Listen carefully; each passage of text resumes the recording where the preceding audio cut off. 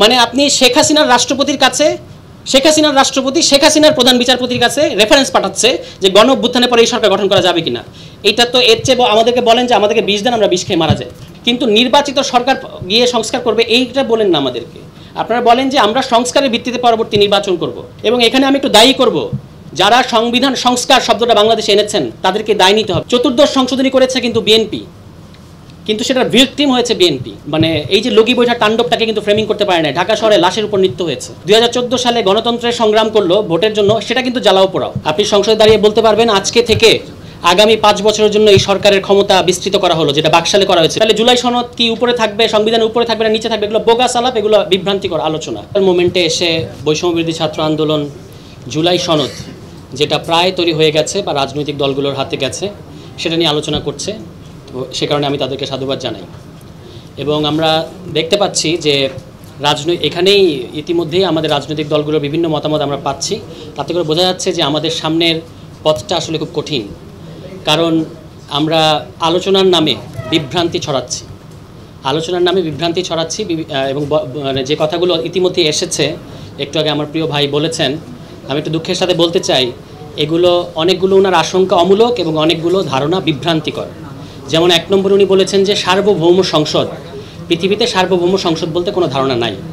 এই ধারণা থেকেই আমাদেরকে প্রথমত বেরোতে হবে। আমাদের যে 90-এর 3 জোটের রূপরেখার কথা আমরা বলি, মানে যেটা নিয়ে আজকে পর্যন্ত আলোচনা হয়, মানে একটা হিস্টোরিক্যাল রেফারেন্স হিসেবে, ওই 90-এর 3 জোটের রূপরেখার প্রধান সমস্যা ছিল যে ওখানে বলা হয়েছে যে সার্বভৌম সংসদ তারা কায়েম করবে।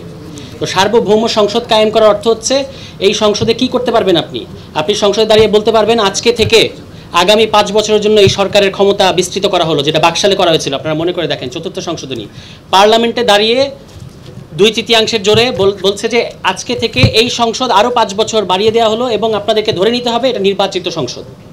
এই হচ্ছে সার্বভৌম সংসদের মানে মাজেজা বা মজা, ঠিক আছে? তো যতবার আমাদের এখানে দলগুলোর কাছে 2/3 ক্ষমতা ছিল, তারা এমন সংবিধানের সংশোধনী এনেছে যেটা আমাদের রাষ্ট্রকে গভীর সংকটের দিকে ঠেলে দিয়েছে। আমি আপনাদেরকে 3টা উদাহরণ দেব। একটা তো বাকশালের কথা আমি বললাম, যখন 2/3 ছিল এবং 2/3 ফলে যে সংবিধান সংশোধনী করেছে যে রাষ্ট্রের ফান্ডামেন্টাল ক্যারেক্টারই বদলে দিয়েছে। এরপরে 2001 সালে যখন বিএনপি সরকার ক্ষমতায় আসে, তারা 4র্দশ সংশোধনী করে, আপনারা জানেন 2004 বা 5-এর দিকে। এবং সেই 4র্দশ সংশোধনী কী ছিল যে বিচারপতি অবসরের বয়স বাড়ানো, 65 থেকে 67 করা। এবং এটার উদ্দেশ্য ছিল নিজেদের পছন্দের একজন ব্যক্তিকে তত্ত্বাবধায়ক সরকারের প্রধান বানানো। এটার ফলে লগি বৈঠার তাণ্ডব দেখলাম আমরা ঢাকা শহরে, আওয়ামী লীগ। এবং এটাকে তো আওয়ামী লীগ গণতন্ত্রের পুনরুদ্ধার হিসেবে হাজির করতে পেরেছে। এটা হচ্ছে আওয়ামী লীগের শক্তি, যে এই তাণ্ডবকে আওয়ামী লীগ বলতে পেরেছে যে এটা হচ্ছে লগি বৈঠার, এটা হচ্ছে আমাদের গণতন্ত্র পুনরুদ্ধার। কিন্তু বিএনপি যখন 2014 সালে গণতন্ত্রের সংগ্রাম করলো ভোটের জন্য, সেটা কিন্তু জ্বালাও পোড়াও। তো এটা বিএনপিরও বুঝতে হবে যে বিএনপি কখনো কিন্তু এটাকে মানে এই যে লগি বৈঠার তাণ্ডবটাকে কিন্তু ফ্রেমিং করতে পারে না। ঢাকা শহরে লাশের উপর নৃত্য হয়েছে। তো আমার বলার কথাটা হচ্ছে 4র্দশ সংশোধনী করেছে কিন্তু বিএনপি, কিন্তু সেটার ভিকটিম হয়েছে বিএনপি। কারণ এই লগি বৈঠার তাণ্ডব এবং এরপরে 1/11 এসেছে বাংলাদেশে, যে 1/11কে শেখ হাসিনা বলেছেন যে 1/11 আমাদের আন্দোলনের ফসল। এবং ওই 1/11 হাত ধরে আওয়ামী লীগ 2008 সালে ক্ষমতায় এসে কোনো ধরনের কারোর সাথে আলোচনা না করে শেখ হাসিনার প্রায় একক ইচ্ছায় আবারও 2/3 ক্ষমতার জোরে তারা ওই যে তত্ত্বাবধায়ক সরকার ব্যবস্থা বাতিল করে দিয়েছে। এবং এর ফলে বাংলাদেশ আজকে পর্যন্ত এই যে এই গণ অভ্যুত্থানের আগ পর্যন্ত আমরা আওয়ামী ফ্যাসিবাদের মধ্যে ছিলাম। 3টা ঘটনা, একটা হচ্ছে 4র্থ সংশোধনী, 4র্দশ সংশোধনী এবং এই যে 3য়দশ সংশোধনী বাতিল করা তথা 5ম সংশোধনী। এই 3টা সরকারই করেছে যখন তাদের হাতে 2/3 ক্ষমতা ছিল। এবং এই 2/3 ক্ষমতাটা থাকে আসনের মারপ্যাচে। তো আসনের মারপ্যাচে যখন থাকে, আপনি আবার ভোটের হিসাবে দেখবেন তারা কখনো 40%-এর বেশি ভোট পায় না।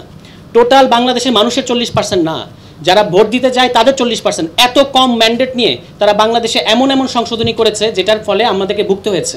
তো এখান থেকেই আমি একটু বিএনপি সহ যারা আমাদের বড় রাজনৈতিক দল, দায়িত্বশীল রাজনৈতিক দল, তাদের প্রতি আমি অনুরোধ করব যে আপনারা নিজেদেরকে বিরোধী দলের জায়গায় ভাবেন, যে আপনাকে একসময় বিরোধী দলে যেতে হবে, সেখান থেকে আপনি সংস্কারটা ভাবেন। তাহলে আপনি বুঝতে পারবেন যে সংস্কারের মূল কথাগুলো কি আসছে। যেমন পিআরের কথা এসেছে, আজকে আমি অবাক হলাম যে আমাদের ইসি প্রধান নির্বাচন কমিশনার একটা অদ্ভুত কথা বলেছেন। খুব গাম্ভীর্যের সাথে যদি আপনি একটা বিভ্রান্তিকর কথা বলেন, তবু কিন্তু ওটা বিভ্রান্তিকর কথাই থাকে। উনি বলছেন যে পিআর তো সংবিধানে নাই এবং আমাদের সংবিধানের বাইরে যাওয়ার সুযোগ নাই। কোন কাজটা সংবিধানের ভেতর থেকে করা হচ্ছে এখন বলেন? কোন কাজটা আমরা সংবিধানের ভেতর থেকে করতেছি? কোনো কাজ সংবিধানের ভেতর থেকে হচ্ছে না।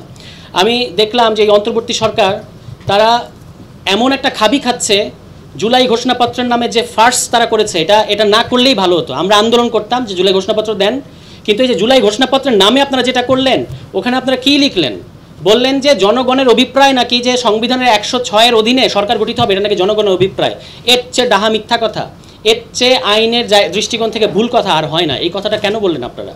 এবং বলার মধ্যে দিয়ে আমাদেরকে একটা গভীর সংকটের মধ্যে ঠেলে দিয়েছেন এখনো পর্যন্ত। এবং দেখেন ওই ঘোষণাপত্র, আপনি কি পৃথিবীতে ঘোষণাপত্রের ইতিহাসকে আমরা জানি না? ঘোষণাপত্র নিজেই নিজেকে এনাক্ট করে, নিজেই নিজেকে বলবৎ করে। ঘোষণাপত্র বলবে যে আমি আজকে থেকে কার্যকর হলাম।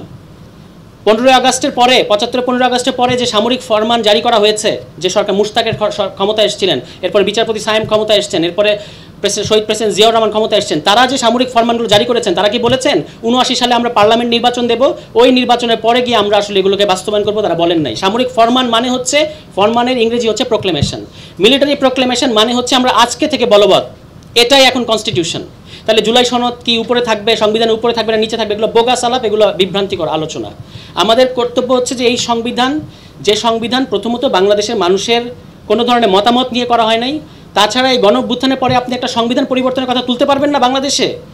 যে বড় বড় সংবিধান সংশোধনী হয়েছে কোনো রকম ঘটনা ছাড়া বাংলাদেশে, আপনি বাংলাদেশে কি 4র্থ সংশোধনী করেন নাই, 5ম সংশোধনী হয় নাই, 15ম সংশোধনী হয় নাই? এগুলো তো সংবিধান পুনর্লিখনের মতো। তো সেটা যদি আপনি করতে পারেন, এই গণঅভ্যুত্থানের পরে আমরা নাকি দাবি জানাতে পারবো না যে একটা নতুন সংবিধান হতে হবে? এটার জন্য নেক্সট পার্লামেন্টে অপেক্ষা করতে হবে। আমি আপনাদেরকে বলি, নেক্সট পার্লামেন্ট যেটা করতে, এটা বলে আমি শেষ করবো, যে নেক্সট পার্লামেন্ট কী করতে পারে? পার্লামেন্ট সংশোধনী করতে পারে। এবং এখানে আমি একটু দায়ী করব যারা সংবিধান সংস্কার শব্দটা বাংলাদেশে এনেছেন, তাদেরকে দায় নিতে হবে। এই যে এখনো পর্যন্ত সংবিধান সংস্কার আর সংশোধনী পার্থক্য করতে করতে আমরা খাবি খাচ্ছি। সংস্কার বলতে আসলে কিছু হয় না, হয় আপনাকে সংবিধান পুনর্লিখন করতে হবে অথবা সংশোধনী করতে হবে। পার্লামেন্টে আপনি সংবিধান সংশোধনী করতে পারবেন। সংবিধান সংশোধনী মানে হচ্ছে যে অলরেডি মানে যে আমি এই সংবিধানের অধীনে সংশোধনী করতেছি, এই সংশোধনী কখনো এই সংবিধানকে আউটলিভ করবে না।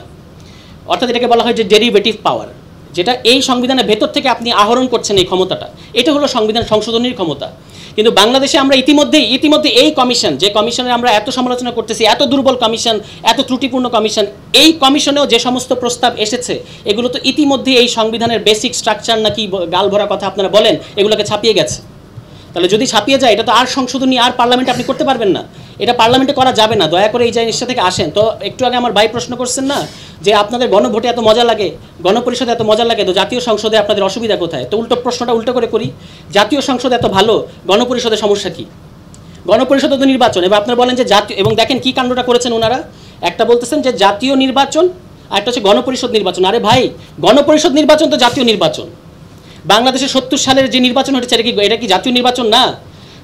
আপনার দেশে যদি এমন পরিস্থিতি আসে যখন আপনাকে সংবিধানে মেজর পরিবর্তন করতে হবে, আবার আপনাকে সরকারও পরিচালনা করতে হবে, তখন এই গণপরিষদের মতো একটা পরিস্থিতি তৈরি করতে হয়। তো গণপরিষদের আমি জিজ্ঞেস করতেছি, জাতীয় সংসদ নির্বাচনে যদি আমাদের সমস্যা না থাকে, তাহলে গণপরিষদ নির্বাচনের সমস্যা কোথায়? যারা জাতীয় সংসদ নির্বাচনে সংখ্যাগরিষ্ঠতা পাবে, তারা কেন গণপরিষদে পাবে না? একটু বুঝিয়ে বলেন, আমি তো একটু বুঝতে চাই।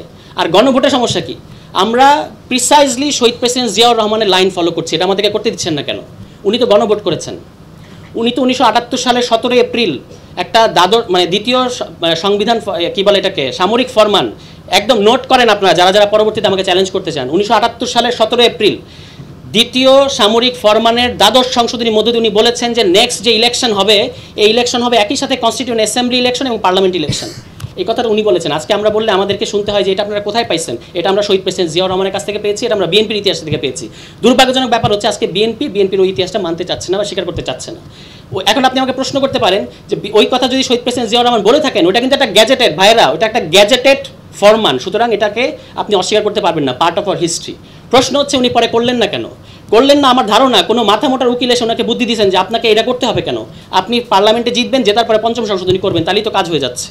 হ্যাঁ, কাজ হয়েছে, যতদিন উনি জীবিত ছিলেন কাজ হয়েছে। এবং দেখেন যখন বিএনপি পাওয়ারে নেয়, আওয়ামী লীগ এসে 2008 সালে কী বলছে? 5ম সংশোধনী অবৈধ। আজকে পর্যন্ত 5ম সংশোধনীর স্ট্যাটাস কি?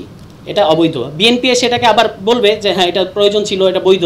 কিন্তু এই যে সংশোধনীর এই খেলাটা, আপনার কাছে পাওয়ার থাকলে আপনি সংশোধনী করবেন, আরেকজন এসে বলবে অবৈধ, আবার আরেকজন এসে ত্রয়োদশ সংশোধনী বাতিল করলো, আবার পঞ্চদশ সংশোধনী হয়েছে, আবার পঞ্চদশ সংশোধনীকে আপনি বাতিল করতেছেন। এই খেলাটা থেকে আমরা বেরোতে চাচ্ছি।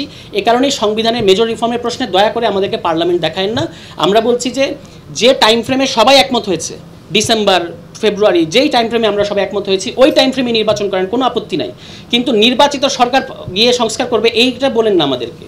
আপনারা বলেন যে আমরা সংস্কারের ভিত্তিতে পরবর্তী নির্বাচন করব এবং লিগ্যাল ফ্রেম অর্ডার আছে, অধ্যাদেশ করা যাবে, প্রেসিডেন্সি আছে। আমি আরেকটা প্রশ্ন করে শেষ করি, সেটা হচ্ছে এই যে আমাদের অ্যানার্কির ভয় দেখান যে অ্যানার্কি হয়ে যাবে, মহাভারত অশুদ্ধ হয়ে যাবে।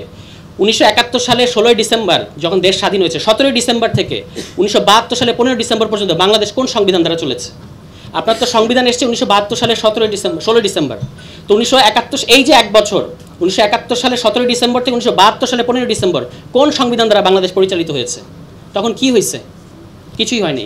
রাষ্ট্রপতি পদত্যাগ চাইলে আপনারা বলেন স্পিকার কি আছে? দয়া করে এগুলো বলেন না। মোশতাক সাহেব কিন্তু কোনো স্পিকারের কাছে পদত্যাগ করেন নাই, আইয়ুব কোনো স্পিকারের কাছে পদত্যাগ করেন নাই, কিন্তু মোশতাক সাহেবের ওই সময় সংবিধান কিন্তু বহাল ছিল, তবু স্পিকারের কাছে পদত্যাগ করেন না, তিনি বিচারপতি সাহেবের কাছে পদত্যাগ করেছেন। ফলে যদি আমরা একমত হতে পারি, এই স্পিকার কিংবা নেক্সট পার্লামেন্ট এগুলো কোনো ইস্যু না। তো আমি এই বলে যেটা বলতে চাইবো, আমি যেটা ডকুমেন্ট যেটা দেখতে পেয়েছি অলরেডি সনদের মধ্যে, এখানে কিন্তু মারাত্মক গোজামিল আছে এবং জনগণের অভিপ্রায়ের নামে যে 106 কনস্টিটিউশন 106